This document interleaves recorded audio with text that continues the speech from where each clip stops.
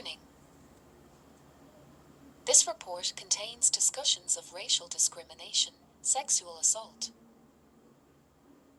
torture, lynching, and other forms of extreme violence. The report contains unedited historical quotations and photographs of white supremacist hatred, torture, lynching, autopsy, and other forms of graphic violence. Introduction. California Stories. Reparations in California. California promised to be a free territory not once, but twice. In 1823 as a part of Mexico. Again in 1850, by the time California entered the Union and declared in its constitution that neither slavery nor involuntary servitude, unless for the punishment of crimes, shall ever be tolerated in this state, too. Is California considering reparations for African Americans and descendants of enslaved people? Basil Campbell, born enslaved in Missouri, where he married a woman named Mary Stevens and had 2 sons. 1854, 4 years after California joined the Union as a free state, a man named J.D. Stevens bought Campbell for $1,200 and forcibly moved him 1,500 miles away to a farm in Yolo County, California. Campbell never saw his wife or 2 sons again. J.D. Stevens enslaved Basil Campbell in California, ignoring California's status as a free state, for another 7 years, until Stevens decided that Campbell had sufficiently paid off his purchase price. Over the rest of his life, Campbell married again, adopted his wife's children, and amassed a small fortune in land and livestock.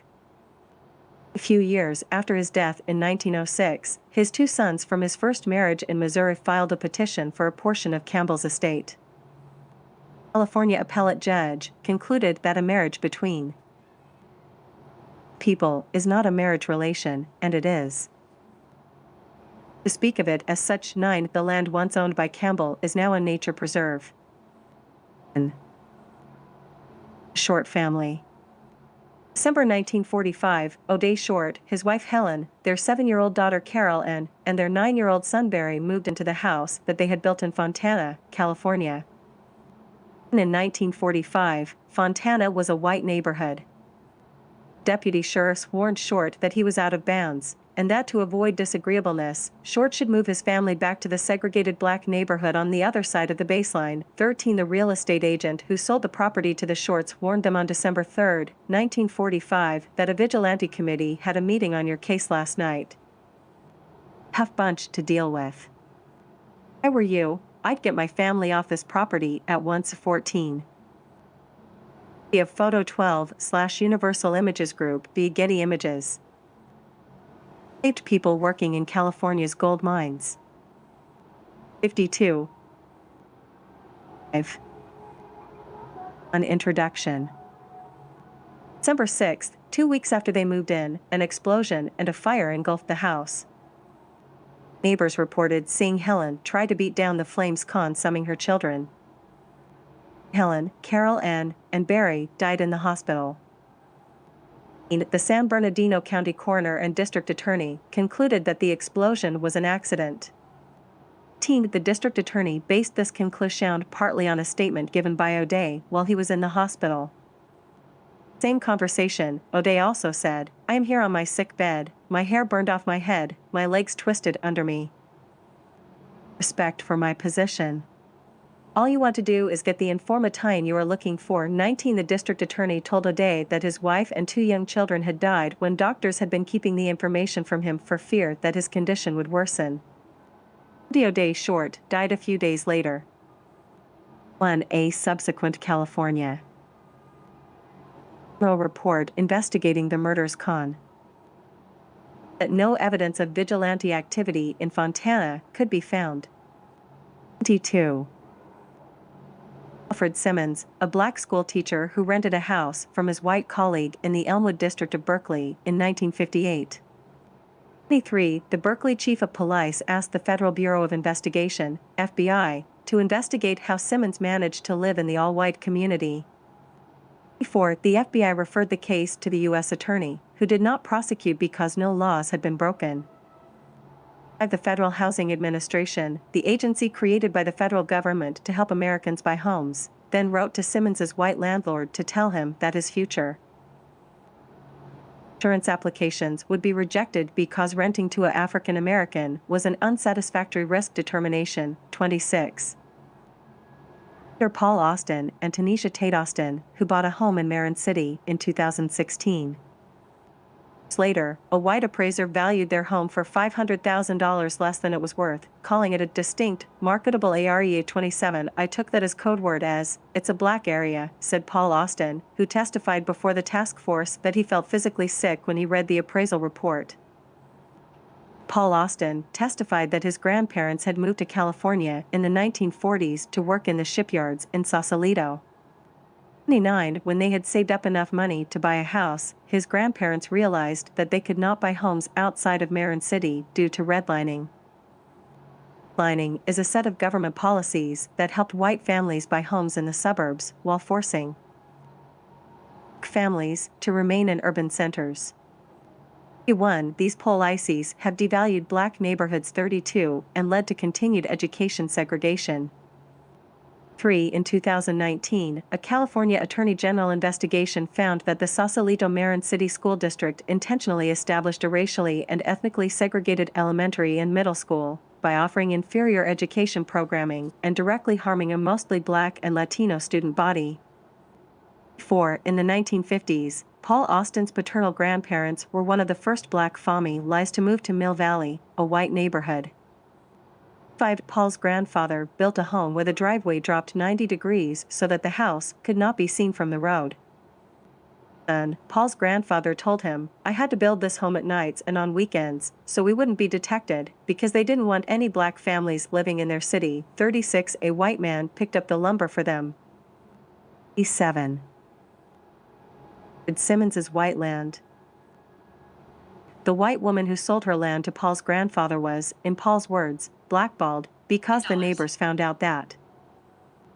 California appellate judge concluded that a marriage between people is not a marriage relation, and it is mockery to speak of it as such. Residence and Ranch Basil Campbell, near Fairview, Yolo Company. Campbell became one of the wealthiest African Americans in California and owned this ranch. 79. Depew and Company / Digital Public Library of America. 6. On introduction. She had sold her property to a black family. 8. In 2021, Paul testified that the smaller houses in a white neighborhood that are a mile away from Paul and Tanisha's house are valued at $200,000 to $300,000 more. 9. California owe the Campbells, the Shorts, the Simmonses, the Austins, and the 2.28 million black Californians who have experienced different versions of these stories throughout their lives, their parents' lives, their grandparents' lives, and their great-grandparents' lives, some of whom were enslaved. Similar stories are repeated throughout the history of California and the nation. Huey B. Du Bois asked in 1935, "Nations reel and stagger on their way, they make hideous mistakes, they commit frightful wrongs, they do great and beautiful things. Not best guide humanity by telling the truth about all this, so far as the truth is ascertainable?" To that end, the following 12 chapters will recount the horrors and harms perpetrated against African Americans in California and the nation in a number of different areas. System of enslavement and subjugation in the United States, white government leaders used the belief system of white supremacy to restrict the freedom of African Americans and the flourishing of black culture and prosperity. 41. These belief systems have served to normalize and perpetuate crimes against humanity and systemic racism in our governmental institutions.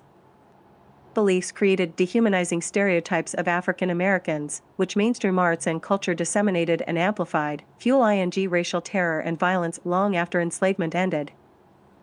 Beliefs were enshrined into the United States laws, court decisions, and government policies and practices, and into California's laws, court decisions, and government policies and practices. Government actors used these laws and practices to suppress and criminalize Black political participation and rip apart Black families. California and local government, acting in tandem and in parallel with private actors, created and intensified housing segregation. Government actions intertwined with private action and segregated America, leading to environmental harms, unequal educational and health outcomes, and over-policing of Black neighborhoods in California and across the nation. Government actions and failures over 400 years have created a wealth gap that persists between Black and white Americans at all levels of income, regardless of education or family status. The wealth gap today is the same size it was 2 years before the passage of the Civil Rights Act of 1964. 3. In 1910, the California Supreme Court decided that California law did not recognize the family that Basil Campbell created while he was enslaved, and that family could not inherit his fortune. San Francisco, Call, May 8, 1910. Paul Austin and Tanisha Tate Austin, who bought a Orange City in 2016. Later, a white appraiser valued their home for $500,000 less than it was worth, calling it a distinct, marketable area. 7. An introduction. The task force's charge. Does California owe its Black residents? Bill 3121 S. Weber established this task force to study and develop reparation proposals for African Americans. The task force consists of 9 members, 45 charged with studying the institution of slavery and its lingering negative effects on society and on living African Americans, including descendants of persons enslaved in the United States.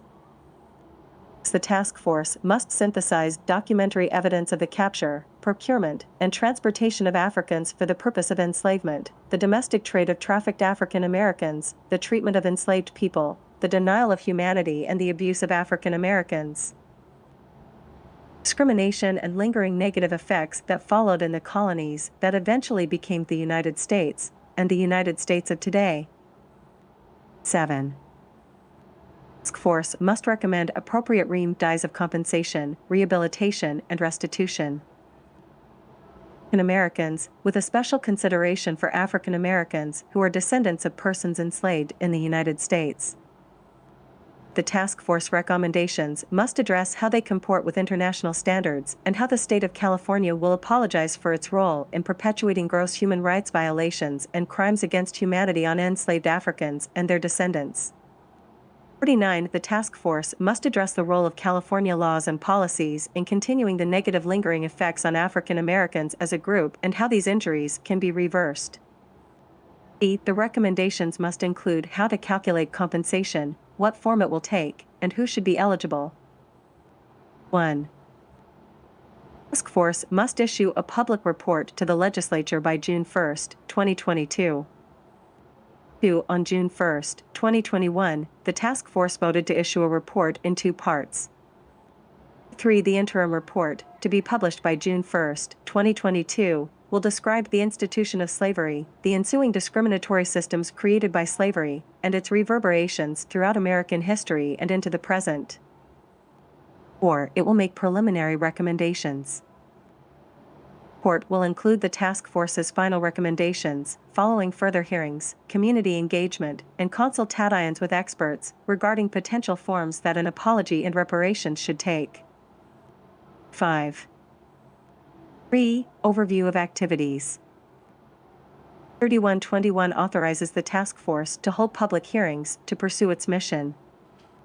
6. In order to inform the contents of the interim report, the task force held 9 public meetings, during which it considered public comments, expert, and personal witness testimony, in addition to considering the voluminous materials submitted to the task force via email from those unable to attend the meetings.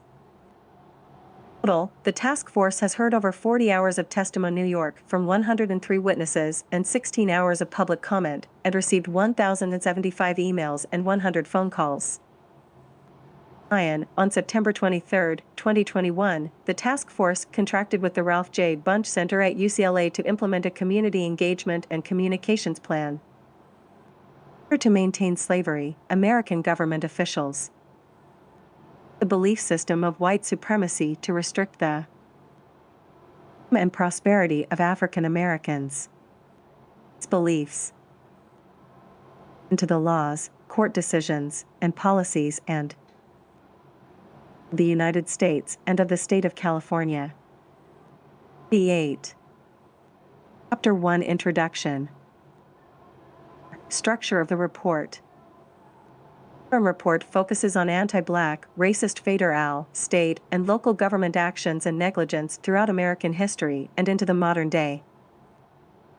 National law, a government is responsible where its wrongful actions or negligence caused injury to a specific group of people. 7. Once proven, governments have a duty to remedy wrongful actions. Reparations offer such a remedy, and the United Nations recognizes 5 formal categories of reparations: restitution, compensation, rehabilitation, satisfaction, and guarantees of non-repetition. 9 American courts of law have long recognized a similar concept, that parties must redress the harms caused by their actions or omissions where there was a duty to act. The advocates frame reparations as a program that seeks acknowledgement, redress, and closure for injustice. 61. Report is created by the task force to support the legislature in its future effort to acknowledge the wrongful actions and negligence of California as well as the wrongful actions and negligence of the local governments within its jurisdiction that have harmed African Americans. In addition to California's potential legal obligations, repairing a wrong is a political and moral obligation. And California's democratic forms of government exist to embody the will of the people. 62. In accepting this system, we, as Americans and as Californians, are more than a random group of people who live in the same geographic area. We bind ourselves into a community that lives beyond the lifespans of its individual members. 3. Through government, a community channels its visions for the society it wants to create through the laws that govern it. 4. Charge of AB 3121 to describe the trade of trafficked African people across the oceans and within the lands of the United States. In this report, the task force will recount the moral and legal wrongs the American and Californian governments have inflicted upon their own black citizens and residents. Chapter describes the institution of slavery as it existed in the geographic territory of the United States, and the legal, political, economic, and cultural systems maintaining and enriched by enslavement. Subsequent 11 chapters describe how these racist systems metastasized throughout America and reaching into all corners of American life. Chapter traces an issue from its historic foundations in slavery through successive discriminatory government actions and government failures to correct and remedy the harms of anti-black racism. Each chapter describes the uncorrected, compounding, and continuous harms all levels of the American government inflicted upon African Americans, as well as the modern-day effects of those harms. Focusing on the role of government actors at all levels of local, state, and national authority in enslavement and racial discrimination, this report does not and cannot ignore the countless racist actions of private citizens throughout American history. Government's role does not absolve private actors of their own responsibility or prevent private individuals and entities who benefited from this state of affairs for generations from offering their own apologies and engaging in their own acts of reparations. Point 65. As the report makes clear in the following pages, federal, state, and local governments often worked in tandem with private individuals. 66 to build and maintain a system placing African Americans in the lowest social of this country. Point 67. Its focus on African Americans also does not and cannot ignore the countless ways in which the Californian government and its private citizens enslaved, dehumanized, or discriminated against other marginalized communities. Government discrimination or racist mob violence targeted many communities at once. The Zoot Suit riots of 1943, white mobs of U.S. servicemen, off-duty police officers, and civilians indiscriminately attacked Latino, Black, and Filipino men in Los Angeles. 8. Sometimes, one racial group enacted violence against another. AB 3121 charges this task force solely with investigating the history of systemic racism as it relates to Black Californians. It does not focus on the innumerable acts of racist violence and discrimination by government officials and private citizens against other people of color. The Reports focus on African Americans does not and cannot. Countless ways in which the California government and persons enslaved, dehumanized, or discriminated against marginalized communities. 9. 1. Introduction. Migration and migration patterns. Ship carrying enslaved people landed in what would become the United States in 1619 on the shores of Virginia. 69. Although Congress outlawed the transatlantic slave trade in 1807, between 1525 and 1866, approximately 388,000 enslaved people were trafficked to the United States. These African men, women, and children were mostly captured on the west coast of the African continent, between modern-day Senegal and Angola. 71. Once in the United States, the majority of enslaved people remained in the South, although Southern enslavers often brought enslaved people into free states. 2. Hundreds and early 1900s, very few African people voluntarily immigrated to the United States due to immigration laws that limited the number of African immigrants. Between 1870 and 1920, 17,376 African immigrants arrived in the United States, representing 0.06% of the total immigrant population at the time. 74. The Johnson-Reed Act of 1924 established an immigration system that limited the number of immigrants from the African continent. 5. Between 1920 and 1970, 58,449 African individuals entered the United States, or about 0.51% of the total immigrant population. 76. Beginning in the 1960s, Congress passed immigration reforms which significantly increased Caribbean and African immigration to the United States.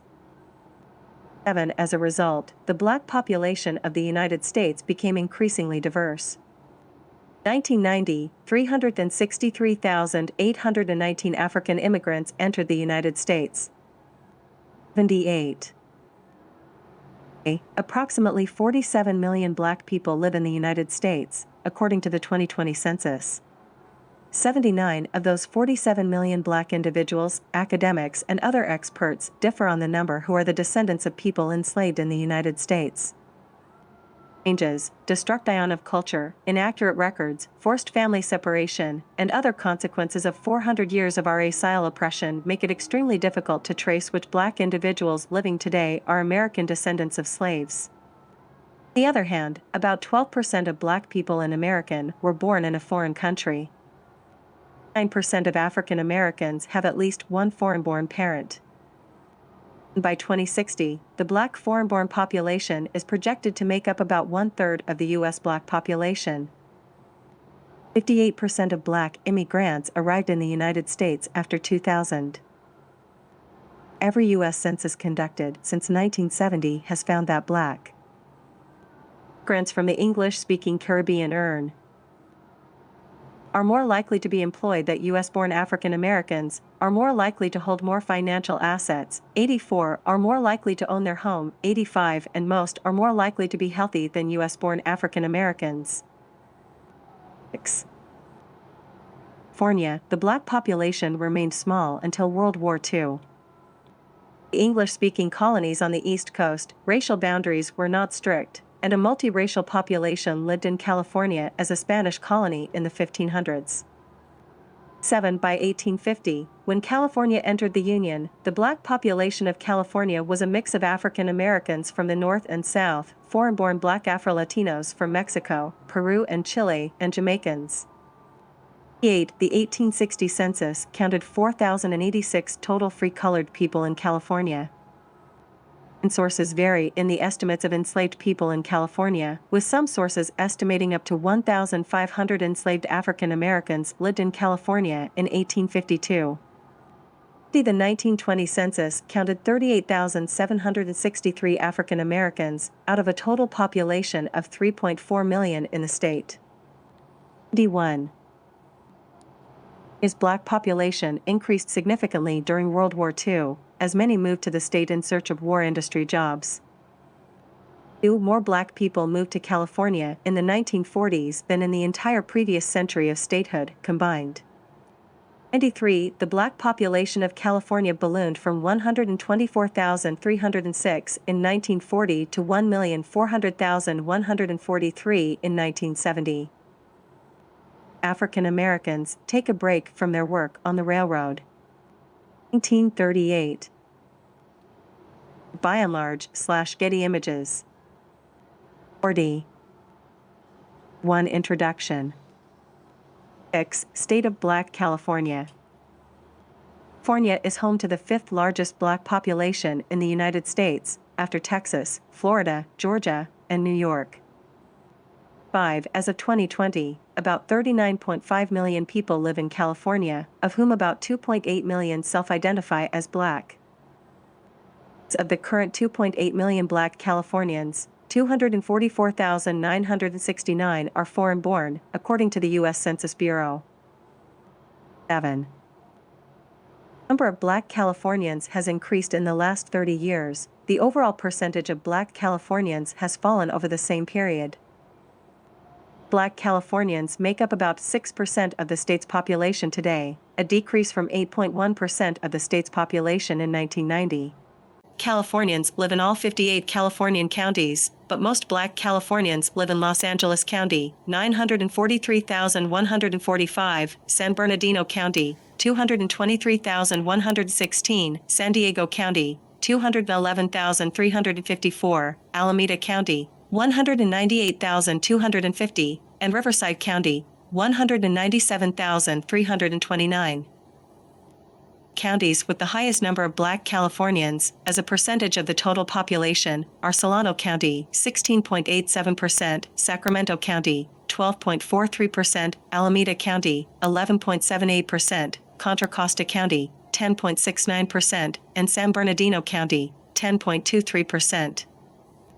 In the past 3 decades, about 275,000 black Californians have left expensive coastal cities to move inland or to other states.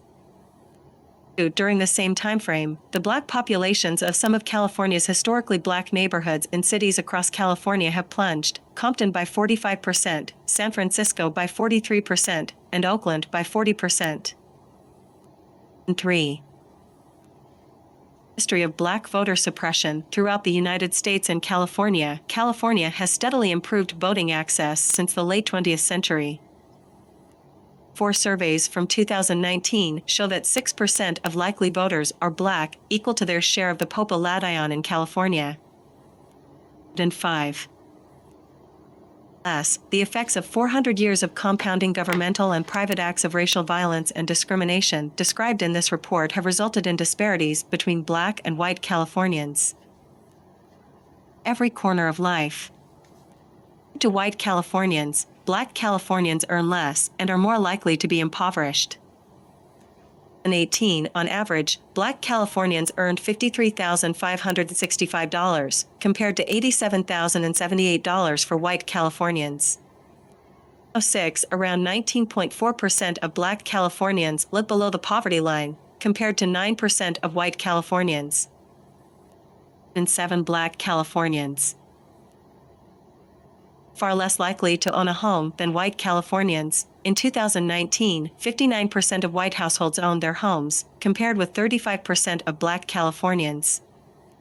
2008, and in contrast to the advances in voting rights in California, the rates of black homeownership in California have declined by over 11% since 2010. In fact, black homeownership in California in the 2010s has been lower than in the 1960s, when sellers could still legally discriminate against black home buyers. 110. Homelessness is a more acute problem in California than in the rest of the country, and the burden falls heaviest on black Californians.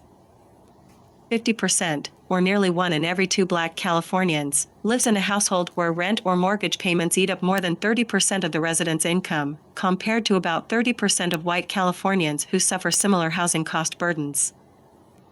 111, nearly 40% of California's unhoused people are black, even though black Californians represent only 6% of the state's total population. 112. Invasive effects of racial discrimination have seriously harmed the health of black Californians.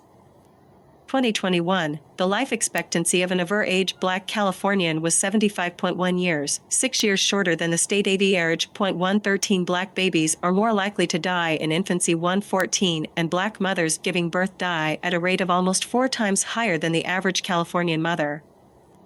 15 compared with white Californians, Black Californians are more likely to have diabetes. 116 to die from cancer, 117 or be hospitalized for heart disease. 118 to white Californians. Californians are below 2x. Line more likely. 40%. Californians population Black Californians unhoused population. 1. Introduction. Discrimination in housing, education, and the legal system, along with institutionally racist approaches and militarized culture, have collectively resulted in the over-policing of Black communities and the mass incarceration of Black citizens. According to data from 2020, the police are more than 2 times more likely to stop and search African Americans in California than white Americans, even though officers reported no criminal activity for the Black individuals stopped more than twice as often as they did for the white individuals stopped. 120 in 2020. Law enforcement officers used force against African Americans in California more than twice as often than they did against white Americans. 121 and data from 2016 to 2019 indicates that law enforcement officers in California are 3 times more likely to seriously injure, shoot, or kill an African American in California, even when other factors are taken into. 122 About 28% of people imprisoned in California are Black, even though they make up about 6% of the population in the state. 123 in the state also face heightened risk of punishment. In California are suspended at rates 2.4 times higher than the statewide average, 124, and lose the most number of days of instruction to SUS pensions when compared with other racial groups. 25 Recently, the California Attorney General's Office identified racial disparities in discipline for Black students across 3 different school districts.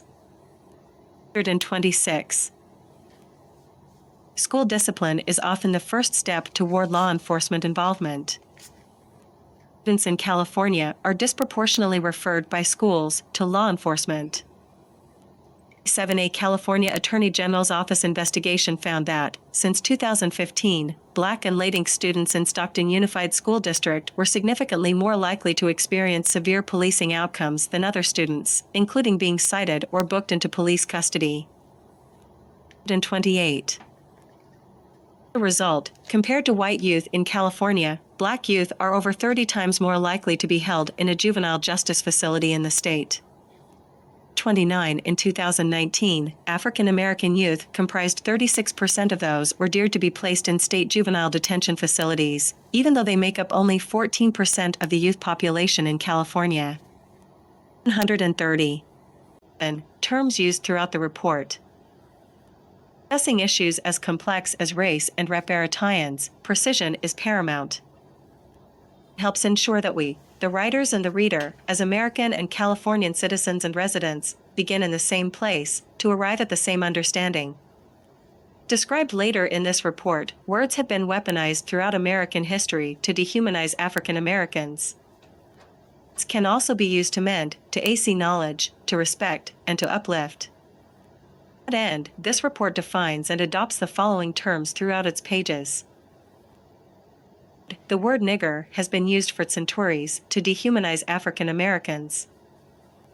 In 31, the terms Negro and colored person, as opposed to person of color, although adopted by Black communities for of time, have since been recognized as derogatory terms. 32 When quoting historical documents, this report will quote these words, not to condone the words or their vicious meanings, but to present them in the context in which these slurs were used. The legislature enacted AB 3121, recognizing that the last ing wounds of slavery and discrimination cannot begin to mend until those wounds are first addressed. That same spirit, we quote these terms recognizing that reparations or any other answer to racism cannot be complete until we squarely face slavery and the systemic discrimination that followed and persists today. Supremacy. White supremacy is a system of belief and power that white people are superior to other races. 33. This report confronts the idea of white supremacy. 3 decades, about 275,000 Black Californians have expensive coastal cities to move inland or to other states. In time frame, the Black populations of some of California's historically Black neighborhoods in cities across California have plunged: Compton by 45%, San Francisco 43%, and Oakland by 40%. 2. 1. Introduction. The various forms that it takes. Discussing the concept of white supremacy, the report uses the term to refer to one of two concepts. This report uses the terms white supremacy or white supremacists to identify groups or individuals who believe that white people are superior to people of other races. This way, white supremacy describes individual prejudice. Examples of white supremacist groups, including groups that exist to this day, include, for example, the Ku Klux Klan. 134. This report uses the term white supremacy in the American context to describe the racist premise upon which social and legal rules and practices are formed with the intention of discriminating or enacting violence against people of color, including Black people. 135. This report also uses it to describe cultural images and stereotypes that reinforce prejudices against people of color, including Black people. 6. When used this way, white supremacy describes forms of racism that extend beyond individuals or organizations, a form of racism often described as structural or systemic racism. 7. As this report demonstrates, the fundamental political, social, and economic system of our country negatively impacts people of color regardless of the intent of any one person to be racist. Does not use the term white supremacy to describe white people as a group, white Americans, or white Californians. All white people are white supremacists. 1. Regardless of race, with or without intent, consciously or unconsciously, can engage in acts of white supremacy, or be a part of a racist system. The racist system harms all who live in it, even those who may have historically reaped the benefits of the system. 138. The report, we also use words that center the people discussed. Words that describe solely their conditions, especially when enslavement and other racist laws and policies have imposed these conditions. Then refer to slaves, we refer to enslaved persons. The White House Historical Association notes, most historians now refer to enslaved persons instead of slaves because the term slave reduces the enslaved person to an object. 139. Instead, historians use enslaved person to grant agency and recognition to the enslaved individual and to remind us about the violence and inhumanity of slavery. 140. For similar reasons, this report refers to enslavers rather than owners or masters. 141. Instead of owners or masters, we refer to enslavers. Master or owner suggests a false sense of natural authority and suggests that the enslaved person is less capable than the enslaver. In 42, it also hides the fact that these individuals actively chose to enslave other human beings who are entitled to the same human rights as themselves. 143.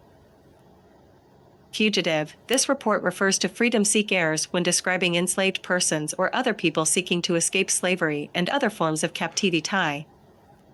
Fugitive was commonly used with laws such as the Fugitive Slave Laws of 1793 and 1850 passed by Congress, which used the term to reinforce the system of enslavement and criminalize those who sought freedom. 144.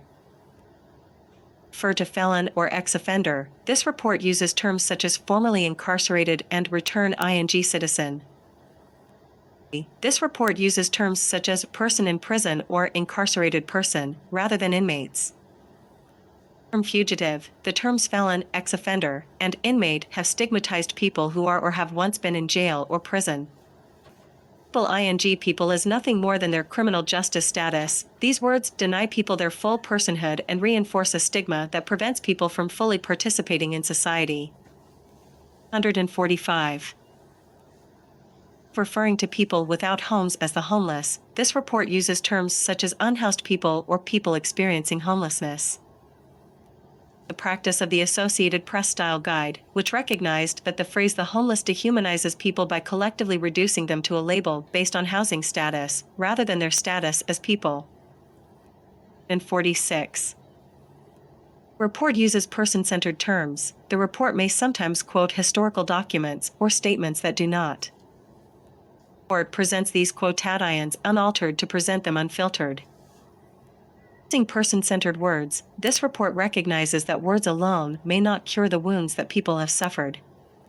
147. While words may not fix the systems they describe, this report uses these words, recognizing that they are the beginning, not the end, of what we must do to redress racism, past and present. Page intentionally left blank.